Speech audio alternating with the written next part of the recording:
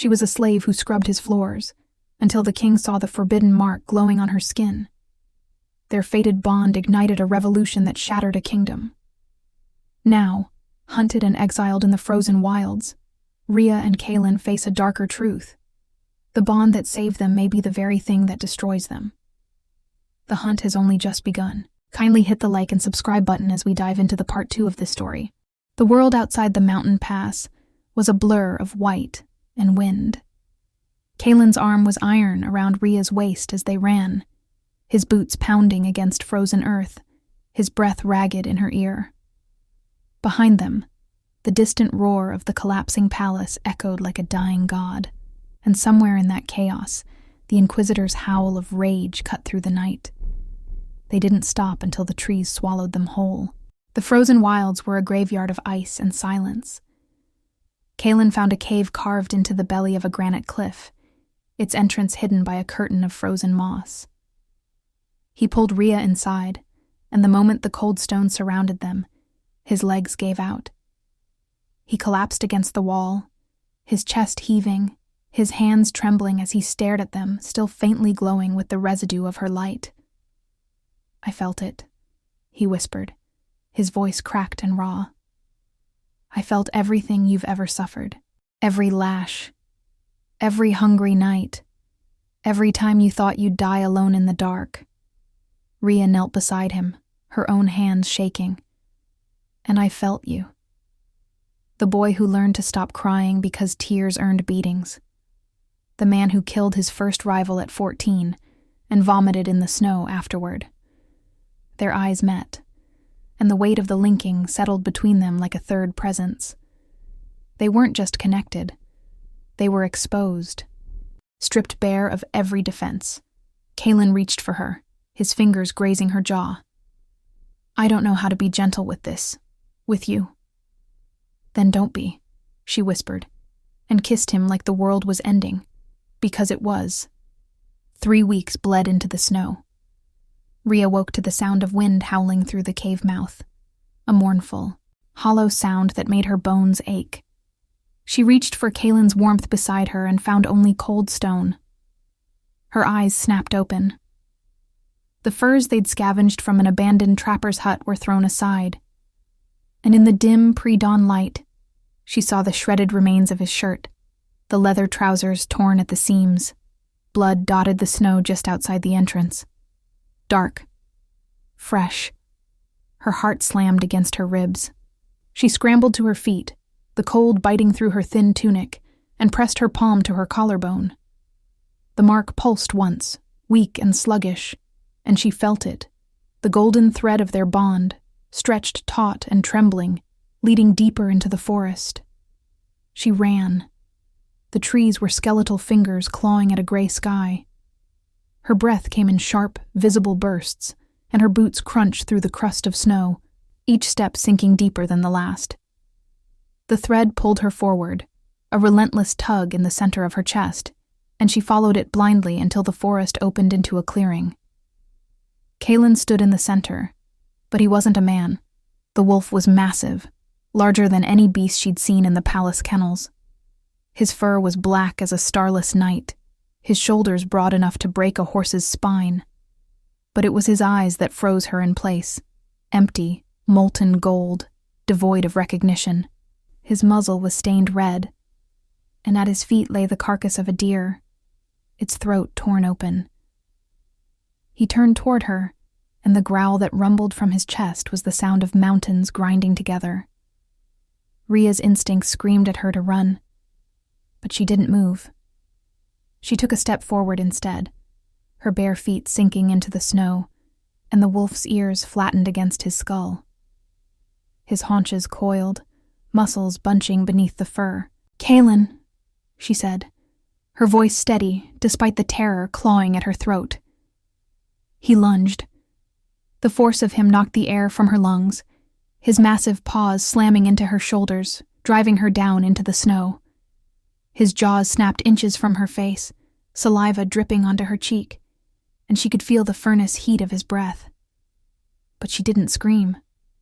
She reached up, her trembling fingers finding the collar of light around her throat, and she pulled. The mark erupted. Golden light poured from her skin, flooding the clearing, and her voice rang out. Not a word, but a command, a sound that tasted like iron and honey and the burning heart of a star. The wolf froze mid-strike, his body going rigid, every muscle locked in place. He trembled violently, a high, keening whine escaping his throat, and then his legs buckled. He collapsed at her feet, his massive head falling into her lap. Rhea's hands sank into his fur, and the moment her skin touched his, the linking ripped her inward. She wasn't in the snow anymore.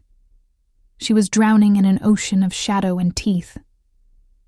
Kaelen's mind was a fractured thing, a labyrinth of jagged edges and howling winds. She felt his terror, raw and primal. The suffocating certainty that without his pack, without the thousands of threads that had once anchored him to his wolves, she was all that remained. And if he lost her, there would be nothing left but the beast.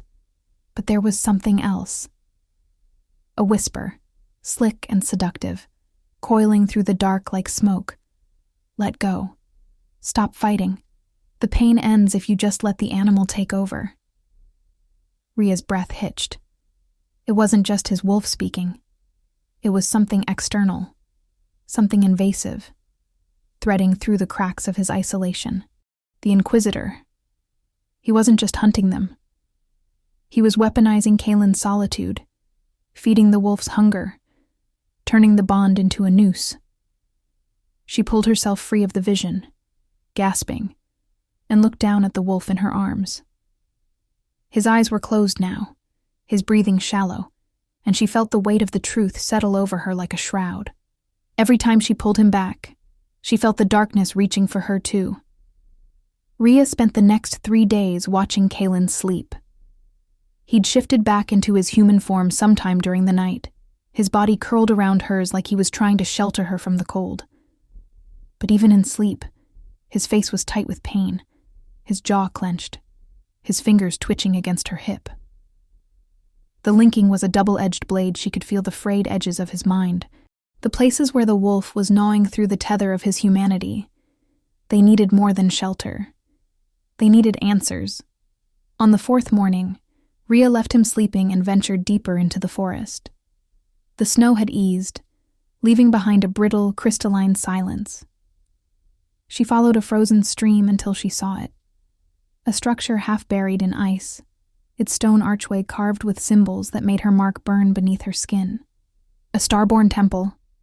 The entrance was narrow, choked with frost, but she squeezed through, her breath misting in the frigid air. Inside, the walls were covered in faded murals, images of women with glowing collarbones standing beside massive wolves. But these weren't scenes of harmony. The wolves were on their knees, their heads bowed, chains of light wrapped around their throats. Rhea's stomach twisted.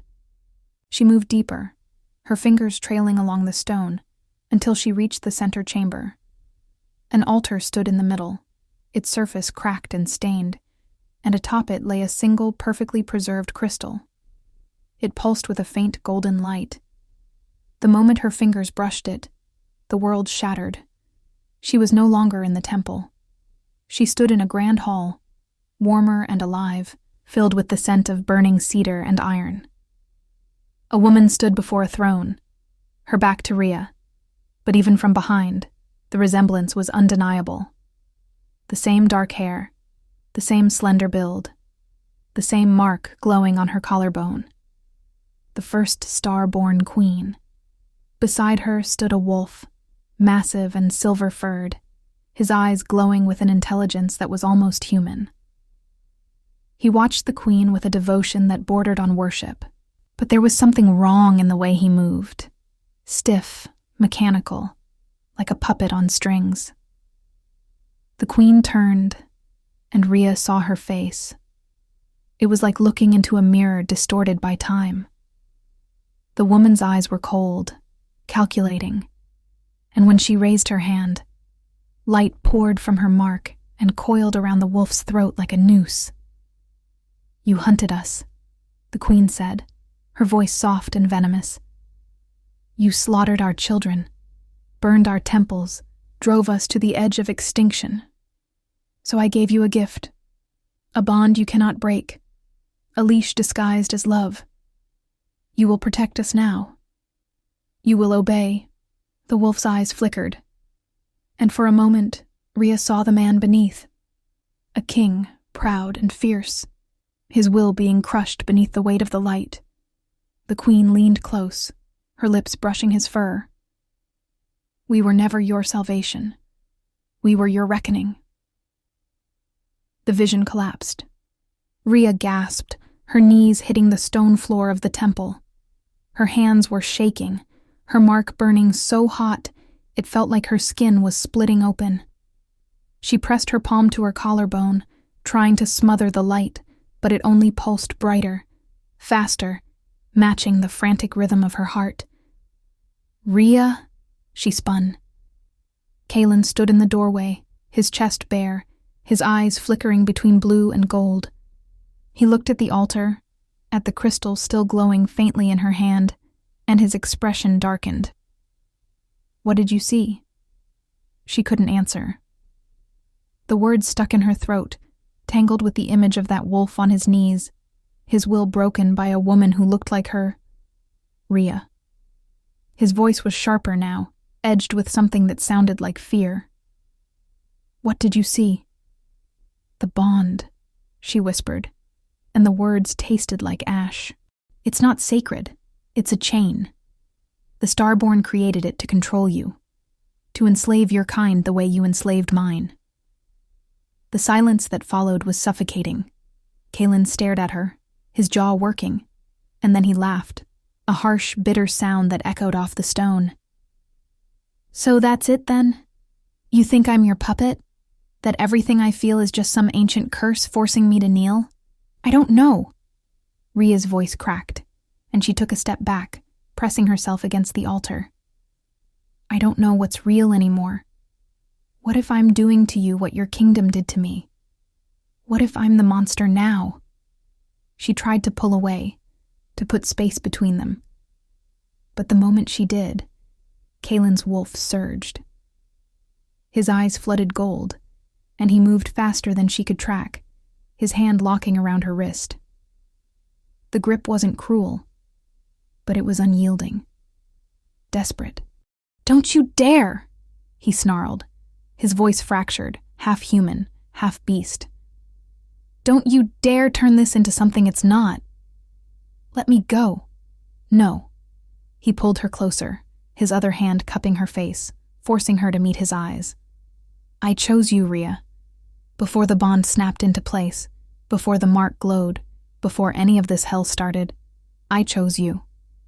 The bond didn't make me love you. It just made me brave enough to stop lying to myself." Tears burned her eyes. "How do you know? How can you be sure it's not just the magic?" "Because I feel it." His voice broke, raw and ragged. "I feel the difference between the compulsion and the choice. The bond is a thread, but I'm the one holding on. Look at me. Feel me." He pressed her palm to his chest, over his heart, and the linking flared to life. She felt it then. Not the golden tether of the bond, but something deeper, something that tasted like cedar and rain and the fierce, stubborn refusal to let go. It was messy and imperfect, and entirely, devastatingly his. "I would burn the world for you," he whispered, his forehead pressed to hers. "Bond or no bond, magic or no magic. Don't take that away from me." Rhea opened her mouth to answer, but the words died in her throat. A sound cut through the silence of the temple. Footsteps, multiple sets, crunching through the snow outside. Kaelen's head snapped toward the entrance, his body going rigid, and his hand moved instinctively to the blade he no longer carried. "Move!" he hissed, pulling her behind the altar. The footsteps stopped. A voice low and edged with steel echoed from the doorway. "Come out, Fallen King. We didn't track you through 3 weeks of frozen hell just to play hide and seek." Kaelen's jaw tightened, but he stepped into the open, positioning himself between Rhea and the entrance. A woman emerged from the shadows, her figure lean and scarred, her dark hair cropped short. She wore mismatched armor, pieces scavenged from palace guards and wolf-born soldiers, and her eyes were the color of storm clouds. Behind her, a dozen figures filled the doorway. Humans and wolves, standing side by side, their faces hard and hollow with the kind of hunger that came from surviving the unsurvivable. The woman's gaze swept over Kaelen, lingering on his bare chest, the lack of a crown, the exhaustion carved into his features. Then she spat at his feet. "You want our help, Fallen King?" Her voice was a blade. "Then you bleed with us." Kaelen didn't flinch. "I don't know you." "No, but I know you." The woman stepped closer, and Rhea saw the jagged scar running from her temple to her jaw. "Mira, Palace Guard, 3rd Battalion. You ordered me to execute a star-born child in the southern quarter. I refused. You had me whipped, branded, and exiled." She bared her teeth in something that wasn't a smile. "So forgive me if I don't bow." Rhea moved out from behind the altar, her mark glowing faintly beneath her tunic. Mira's eyes locked onto the light, and something shifted in her expression. Not reverence, but recognition. "You're the one who broke the throne," Mira said quietly. "The scrub girl who turned the king into a fugitive." "I'm the one who survived him," Rhea corrected, her voice steady. "And if you're here to kill us, you'll have to go through me first." Mira studied her for a long moment, then barked a laugh, sharp and bitter. "I'm not here to kill you. I'm here because the Inquisitor's hounds are 3 days behind us, and the only chance any of us have is if we stop running and start fighting." The camp they built was a patchwork of desperation. Tents stitched from scavenged furs, fires that burned low to avoid detection, and weapons sharpened on stones pulled from the frozen earth. Rhea watched Kaelen move through the camp like a ghost, his presence tolerated, but never welcomed. When he offered to help fortify the perimeter, the wolves turned their backs. When he reached for a water skin, a human woman jerked it away. Mira's terms were clear.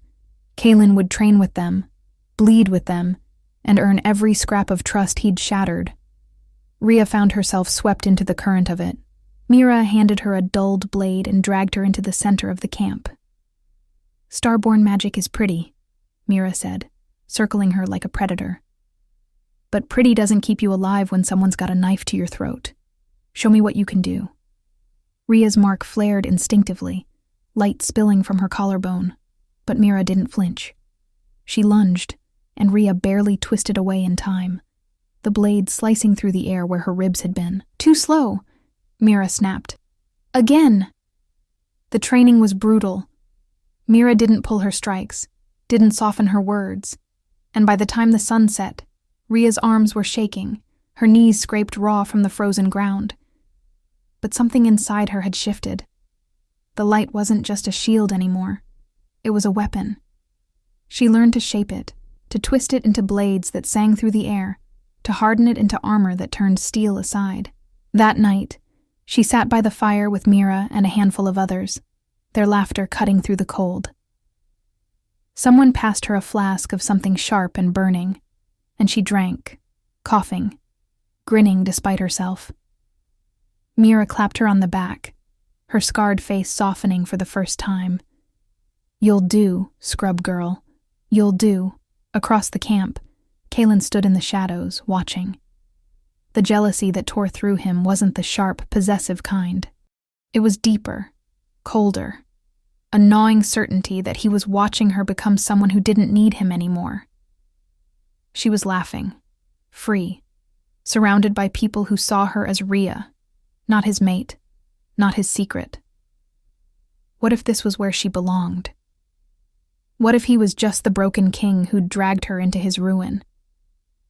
Rhea felt the spiral through the link, a sudden, suffocating wave of self-loathing that made her breath hitch. She looked up, found his eyes across the fire, and saw the fear written there. She excused herself and crossed the camp, her steps sure despite the exhaustion weighing on her bones. When she reached him, she didn't speak. She grabbed his hand and pulled him away from the fires. into the cover of the trees. "Don't," she said, her voice low and fierce. "Don't do that. Don't decide for me that I don't want you." "You were happy," he rasped. "Without me." "I was happy for once," she shot back. "That doesn't mean I don't still choose you." She kissed him, hard and desperate, and he responded like a man drowning, his hands fisting in her hair, pulling her closer. They fell into the snow, the cold forgotten, and when he moved over her, it wasn't gentle. It was claiming, frantic, a physical reassurance that they were still theirs. Afterward, they lay tangled together, their breath misting in the frigid air. Kaelen's fingers traced the line of her collarbone, and his voice cracked when he finally spoke. "I'm terrified you'll wake up one day and realize you deserve better than a monster trying to be a man." Rhea turned, pressing her palm to his cheek. "Then be terrified, but don't let go." The dawn broke cold and sharp, and with it came the scout, a wolf-born boy no older than 16, his face gray with exhaustion. He stumbled into camp, collapsing at Mira's feet, and the words he gasped out turned Rhea's blood to ice. "The Inquisitor. He has a child. A girl. Dark hair. Starborn eyes. He's using her blood for something in the throne room." Rhea's world tilted. "Lila." Kaelen's hand shot out, gripping her arm. "You don't know it's her. She died in the mines." "She didn't." Rhea's voice was hollow, distant. "I felt her. In the linking. When you showed me your memories, I felt something else. An echo. A thread I thought I'd imagined." She turned to him, and the desperation in her eyes was a living thing. "It's her. I know it's her." "It's a trap," Mira said flatly. "The Inquisitor wants you to come." "I don't care." Rhea pulled free of Kaelen's grip, her mark flaring beneath her skin. "I'm going." Kaelen stared at her, his jaw working, and then he let out a low, bitter laugh. "Of course you are, and I'm the fool who's going with you." The servant tunnels smelled like rot and old fear. Rhea's hands trembled as she pressed against the damp stone walls, the memories clawing at her throat. 7 days scrubbing blood, 7 nights sleeping on cold floors, the guards' laughter echoing in her bones. Kaelen moved beside her, silent and tense, his wolf prowling just beneath his skin. They emerged into the lower halls, slipping past patrols that moved like clockwork, and climbed the spiral stairs that led to the high throne room. The doors were open. Waiting. The room was exactly as Rhea remembered. Vaulted ceilings, stained glass, filtering weak light, and in the center, the throne of fused silver swords. But now, the floor was carved with a circle of symbols that glowed a sickly, pulsing red. And chained in the center, small and trembling, was Lila. She was a ghost of the child Rhea remembered.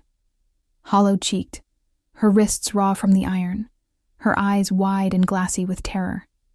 But when she saw Rhea, something sparked to life in her face. "Rhea?" Her voice was a rasp, disbelieving. "I'm here, little star. I'm here." The Inquisitor stepped from the shadows behind the throne, his smile sharp as a blade. "How touching." The scrub girl returns to her kennel. Kaelen snarled, his body already shifting, but the Inquisitor raised a hand, and the circle flared.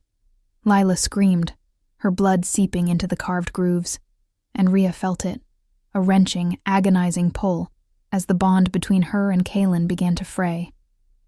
"The severance sigil," the Inquisitor said, his voice reverent. "It doesn't just break bonds, girl. It transfers them. Your starborn power will be mine, and the wolf will be nothing but a mindless beast." Kaelen lunged, but the moment he crossed the circle's edge, his body convulsed. He collapsed, his form rippling, fur erupting across his skin. The wolf that emerged was massive, feral, eyes blazing with gold and nothing else. He didn't recognize Rhea. He didn't recognize anything. The Inquisitor laughed and drew his blade. The fight was chaos. Kaelen's wolf tore through the guards like they were parchment, but he was losing himself, his movements becoming erratic, driven only by rage. The Inquisitor moved with predatory grace, his strikes precise, and Rhea could feel the light draining from her mark, siphoned into the ritual circle. She tried to reach Lila, but the Inquisitor blocked her path, his blade slicing across her ribs. Pain exploded, hot and bright, and she stumbled, her knees hitting the cold stone. "You were always going to lose, girl," the Inquisitor hissed. "Your kind were never meant to rule. You were meant to serve." And then, through the roar of battle and the hum of the ritual, a sound cut through the chaos. Singing. Lila's voice was thin and trembling, but the melody was unmistakable.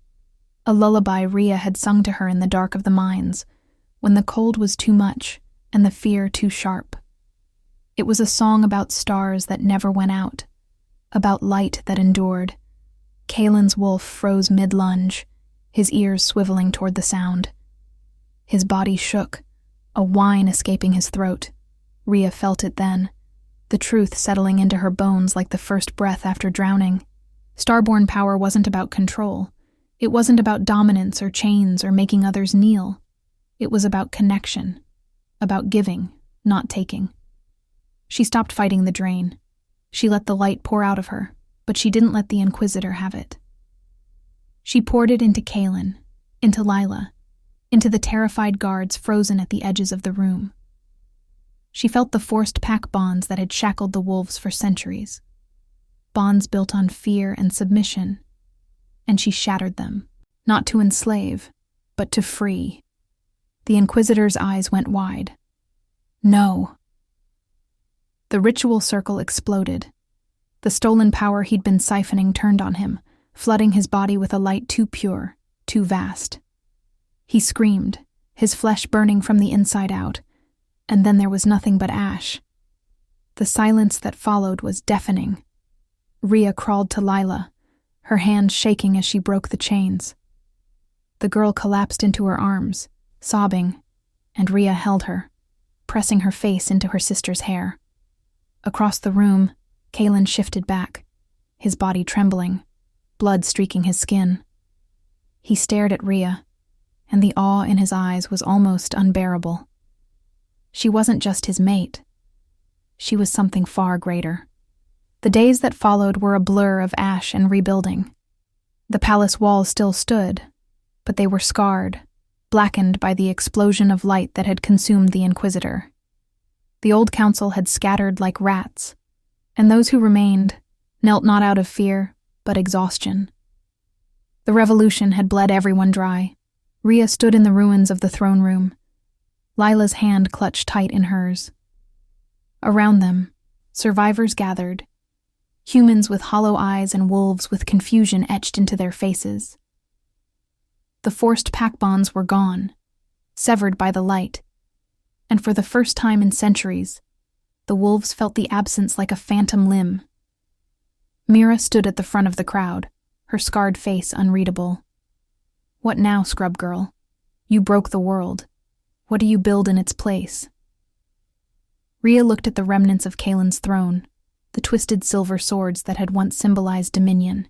Her mark pulsed softly beneath her tunic, warm but no longer burning. She felt the weight of expectation pressing down on her, the hunger for a new ruler, a new order, someone to tell them how to live. She took a breath and shook her head. "I'm not your queen," she said quietly. The words rippled through the crowd, like a stone dropped in still water. "I don't want a throne. I don't want to rule. I want to heal." She looked at Kaelen, who stood at the edge of the room, his arms crossed, his eyes never leaving her face. The old bonds were chains. They made you slaves to each other, to your alphas, to a system built on fear. I won't replace one chain with another.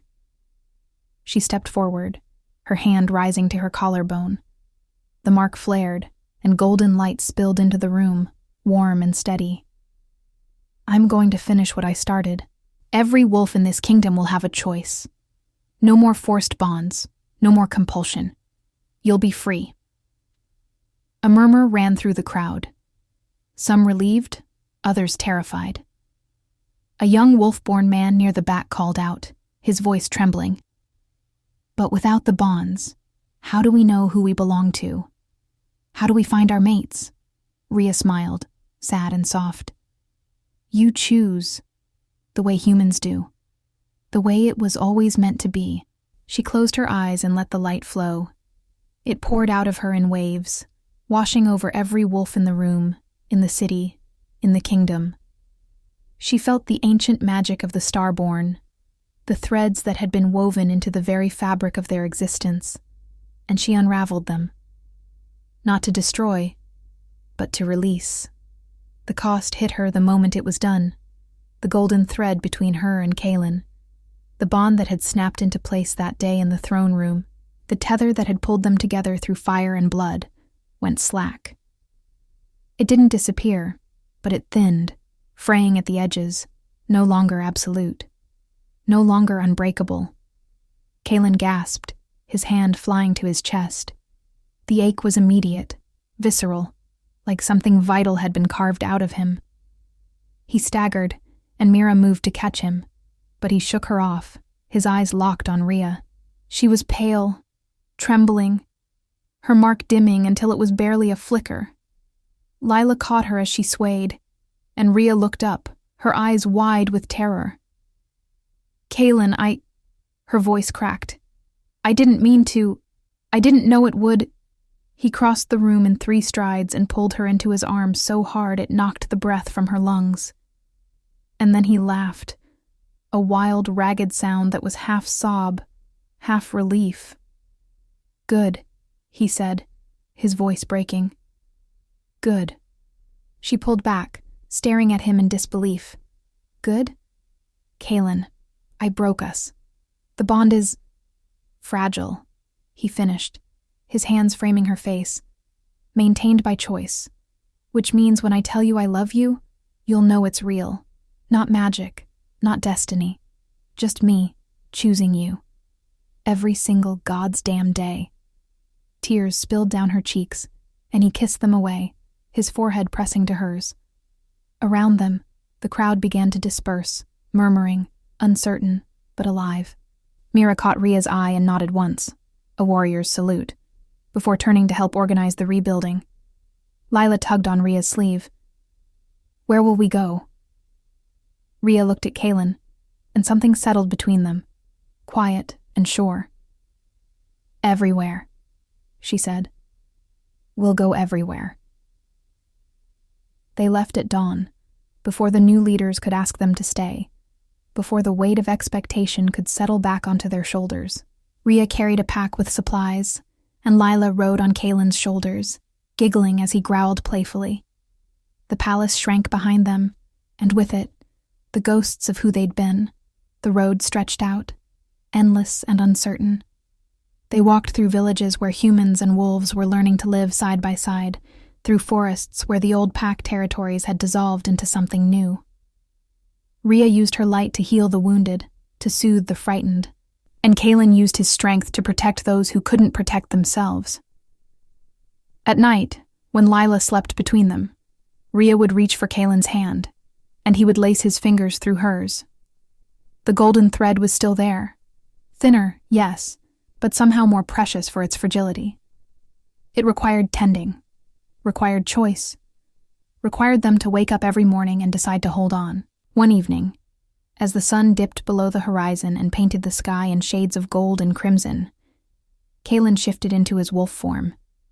He was still massive, still shadow dark, but his eyes were clear, human and whole.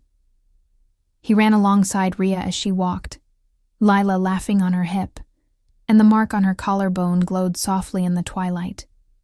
2 halves of an eternal flame, burning not because fate demanded it, but because they chose to keep the fire alive. They were forged in blood and chains, in desperation and revolution.